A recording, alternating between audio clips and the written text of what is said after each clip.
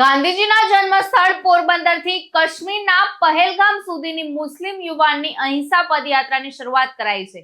તો એડવોકેટ મુસ્લિમ યુવાનની ટીમને હજારો લોકોએ પુષ્પહાર કરી યાત્રાનો શુભારંભ કરાવ્યો. તો અહિંસાના શહેર અને મહાત્મા ગાંધીના જન્મસ્થળ પોરબંદરથી મુસ્લિમ એડવોકેટ સદામ બાપુ કાદરી નામના યુવાન દ્વારા પહેલગામ પર આતંકવાદી હુમલાને લઈ પોરબંદરથી પહેલગામ અહિંસા પદયાત્રાનું પ્રસ્થાન કરવામાં આવ્યું હતું.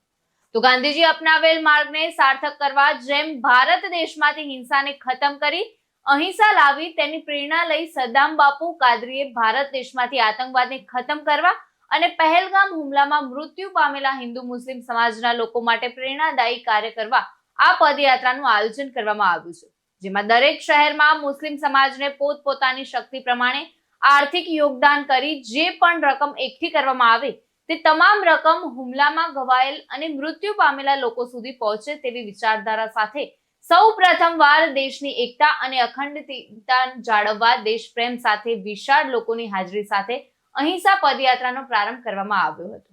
ત્યારે આ પદયાત્રા પોરબંદરથી નીકળી ઉપલેટા શહેરમાં આવી પહોંચતા ઉપલેટા બસ સ્ટેન્ડ ચોકથી વિવિધ સમાજો, ભીમ આર્મી એકતા મંચ, હિન્દુ મુસ્લિમ આગેવાનો, રાજકીય લોકો દ્વારા જાહેર ચોકમાં તેમનું ભવ્ય સ્વાગત કરી વિશાળ રેલી યોજી દરેક પ્રતિમાને પુષ્પાંજલિ અર્પણ કરી.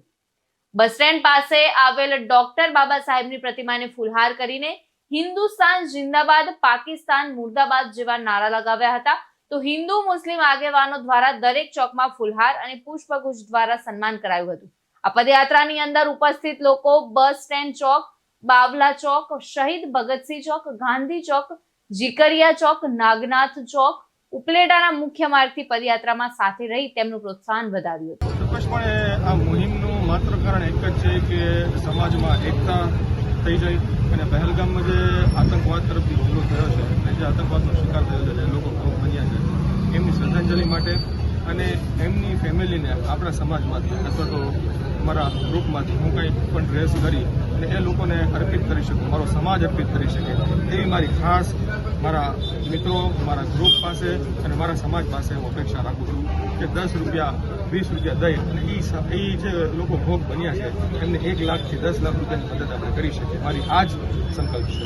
અમારી બહુ સારી સોચ છે. તમને આ જે ફંડ ભેગું કરવાનું છે, તમને આશા છે કે તમે સારું ફંડ જમા કરી શકશો? ચોક્કસપણે કેમ ના કરી શકીએ? લોકો પાસે 10 કે 20 રૂપિયા આપણે એક્સપેક્ટેશન રાખતા હોય તો કેમ ના આપી શકે? એ પણ આવા લોકો માટે કે જે લોકો શહીદ થયા છે. તમે જોયું હમણાં સદામ બાપુએ આ મોહિમ ચલાવી છે અને પહેલગામ સુધી ચાલી રહ્યા છે અને દરેક ઇન્ડિયન ભાઈઓથી 10 રૂપિયાનો ફંડ માંગ્યો છે, ફક્ત 10 રૂપિયાનો. તો એને પૂરેપૂરો સાથ સહકાર મળે એવી મારી આશા છે. અને આ સદામ બાપુનું જે આપણે જઈને પહેલગામ ચાલી જઈ રહ્યા છે, અલ્લાહ તાલાથી ઉમ્મીદ કરી છે કે તેનું આ સફળ પૂરું થાય. ક્યાંથી ક્યાં સુધી રૂટ ચલાવો છો? પોરબંદરથી અહિંસાની ભૂમિથી લઈ અને કાશ્મીરના પહેલગામ સુધી હું ચાલતો જઈશ જ્યાં સુધી આ સફર પૂરો નહીં થાય. ઇમરાન સરવદી સાથે ચક્રવાત ન્યૂઝ ઉપલેટા.